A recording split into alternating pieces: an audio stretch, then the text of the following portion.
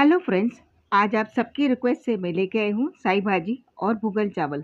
मेरे घर में हफ्ते में एक बार ये ज़रूर बनता है, तो मैंने सोचा क्यों ना ये रेसिपी आपके साथ शेयर करूँ, ताकि आप भी अपने घर पर बनाएं और इसे एंजॉय करें।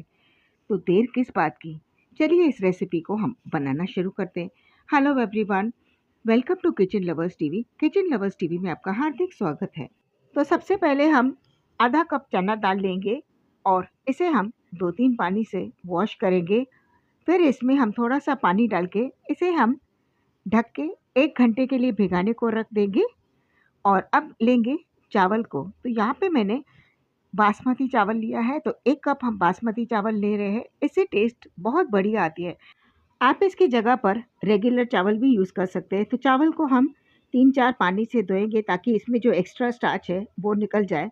और चावल में हम पानी डाल के इसको 1 घंटे के लिए भिगाने को रख देंगे। नेक्स्ट हम लेंगे एक बंच पालक का। इसके डंठल को हम कट करेंगे। पत्तों को हमने अच्छे से साफ़ किया है। आज हम सिर्फ पालक से बना रहे। आप चाहो तो इसमें सुआ मेथी भी ऐड कर सकते हैं। अब लेंगे प्रेशर कुकर और इसमें हम डालेंगे 1 कड़छी ऑयल की। ऑयल जब अच्छे से गर्म हो जाए तो इसमें डालेंगे आधा चम्मच हींग, 1 चम्मच साबुत जीरा। इसे हम कुछ सेकंड्स के लिए मिक्स करेंगे। और अब डालेंगे 6 से 7 कली बारीक कटी हुई लहसुन की और आधा इंच अदरक का टुकड़ा बारीक कटा हुआ। और साथ ही इसमें हम डालेंगे 3 बारीक कटे हुए हरी मिर्ची। हरी मिर्ची को आप अपने हिसाब से कम ज़्यादा भी कर सकते हैं। 2 मीडियम साइज़ रफली चॉप किए हुए प्याज को हम इसमें डाल देंगे। प्याज को हमें 2 से 3 मिनट तक भूनना है। इसे हमें ज़्यादा ब्राउन नहीं करना है, बस प्याज थोड़ा सा सॉफ्ट हो जाए उतना ही हमें इसे भूनना है। तो प्याज अच्छे से सॉफ्ट हो गया है। अब इसमें हम भीगी हुई चना दाल को डालेंगे। चना दाल के पानी को हमने निकाल दिया है। तो दाल को हमें प्याज के साथ कुछ सेकंड्स के लिए भूनना है। जब प्याज और दाल अच्छे से भुन जाए, तब इसमें हम डालेंगे रफली कटे हुए 3 टमाटर को। टमाटर को भी हम दाल के साथ कुछ सेकंड्स के लिए भून लेंगे। और अब इसमें हम डालेंगे बेसिक मसाले। तो सबसे पहले हम डाल रहे हैं पौना चम्मच नमक का, आधा चम्मच हल्दी पाउडर, 1 चम्मच धनिया पाउडर, आधा चम्मच तीखी लाल मिर्च का पाउडर डाल के इसे हमें 1 मिनट के लिए लगातार चलाते हुए अच्छे से भूनना है, जब तक टमाटर थोड़े से सॉफ्ट ना हो जाए और दाल भी बहुत बढ़िया तरीके से भुन न जाए। इससे टेस्ट बहुत बढ़िया आती है। दाल अच्छे से भुन गई है। अब बारी है पालक डालने की। तो पालक को हमने 3-4 पानी से वॉश किया और एक्स्ट्रा पानी को हमने ड्रेन आउट कर दिया है। अब ऐसा लग रहा है कि पूरा कुकर भर गया है, पर ऐसा नहीं है। जैसे-जैसे पालक को हम मिक्स करते जाएँगे ना, तो पालक अपना पानी छोड़ती जाएगी और ये पालक काफ़ी श्रिंक हो जाएगी। तो पालक को हमने 1 मिनट के लिए लगातार भुना है और आप देख सकते हैं पालक काफ़ी श्रिंक हो गई है और ये सारे मसाले भी पालक के साथ अच्छे से मिक्स हो गए। तो यहाँ पे मैं डाल रही हूँ बस आधा कप पानी। इसमें ज़्यादा पानी बिल्कुल ना डालें।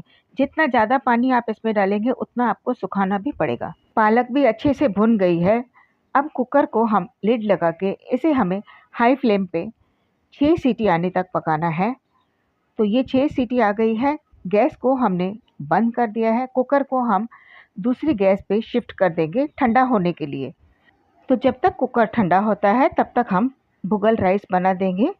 टोप में हमने 1 कड़छी ऑयल डाला है। साथ ही इसमें हम डालेंगे 1 तेज पत्ता, 1 इंच दालचीनी का टुकड़ा, 3 लवंग और 1 बड़ी इलायची के छिलके को निकाल के उसके हम सिर्फ अंदर के बीज को डाल देंगे। इससे टेस्ट बहुत बढ़िया आती है।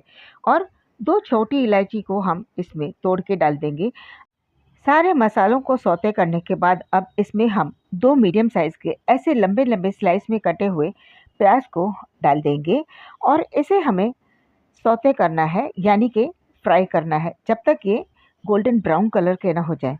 फ्रेंड्स, मैं आपको वही सेम तरीका बता रही हूँ जो सदियों से हमारे घर पे चलता आ रहा है। हमारी नानी, हमारी दादी, हमारी सास भी सेम इसी तरह से बनाते थे। प्याज को हमें गोल्डन ब्राउन होने तक फ्राई करना है, क्योंकि जो राइस का कलर है वो मेन प्याज से मिलेगा, क्योंकि प्याज ही इसका मेन एलिमेंट है और तो कोई ख़ास मसाले नहीं डाले जाते हैं। प्याज को भूनने के बाद अब इसमें हम धुले हुए चावल डालेंगे। चावल का पानी हमने निकाल दिया था। तो यहाँ पे हमने 1 कप चावल लिया है, तो 1 कप चावल के लिए हम 2 कप पानी डालेंगे। चावल अगर नए हो तो आप इसमें 1.5 कप ही पानी डालें। अब इसे हम मिक्स करेंगे। जैसे कि मैंने पहले भी कहा था, इसमें कोई ख़ास मसाले नहीं जाते हैं। तो इसमें हम डाल रहे हैं आधा चम्मच नमक। नमक आप अपने स्वाद अनुसार ही डालें। आधा चम्मच कश्मीरी लाल मिर्च डाला है। इसकी जगह पर आप तीखी लाल मिर्च का पाउडर भी डाल सकते हैं। अब इसमें हम साबुत 2 हरी मिर्ची डालते हैं, क्योंकि हमारी माँ डालती थी, इसके लिए मुझे भी आदत है डालने की। ये ऑप्शनल है, आप चाहो तो इसको स्किप भी कर सकते हैं। चावल को मिक्स करने के बाद इसे हमें 3 से 4 मिनट तक तेज़ आंच पर ही उबालना है। इसे हमें ढककर नहीं रखना है।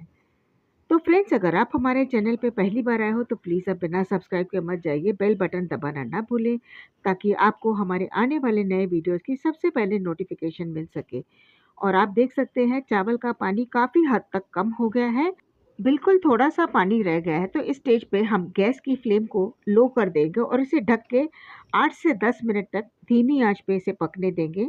तकरीबन 8 मिनट हो गए हैं। मैं चावल को खोल के दिखाती हूँ और आप देख सकते हैं चावल का पानी पूरी तरह से एब्ज़ॉर्ब हो गया है और चावल का कितना प्यारा कलर आया है। चावल को हम चेक करते हैं और ये देखिए चावल भी एकदम परफेक्ट कुक हुआ है। गैस की फ्लेम को हम ऑफ कर देंगे और इसे हम 5 मिनट ऐसे ही रखेंगे। चावल अपनी स्टीम में भी बहुत अच्छे से खिले-खिले बनेंगे। कुकर हमारा ठंडा हो गया है, तो कुकर को हमने खोला है। आप देख सकते हैं सारी चीज़ें एकदम सेटल हो गई है, अच्छे से बॉईल हो गया है। चना दाल को हम एक बार चेक करेंगे, तो ये देखिए चना दाल भी अच्छे से बॉईल हो गया है। तो इसे हम मिक्स करते हैं और आप देख सकते हैं चना दाल अलग है, पालक अलग है, पानी अलग है। इसे मिक्स करने के लिए मैं लूँगी मंदियरा। सिंधी में इसे मंदियरा कहते हैं, हिंदी में इसे मथनी या फिर घोटनी कहते हैं। आप इसको क्या कहते हैं, आप मुझे कमेंट बॉक्स में ज़रूर बताएँ। तो मंदियरे से हमने इसको अच्छे से घोट लिया है। अब इसकी कंसिस्टेंसी भी देखिए, ना ज़्यादा गाढ़ी है, ना ज़्यादा पतली है। बिल्कुल परफेक्ट कंसिस्टेंसी है।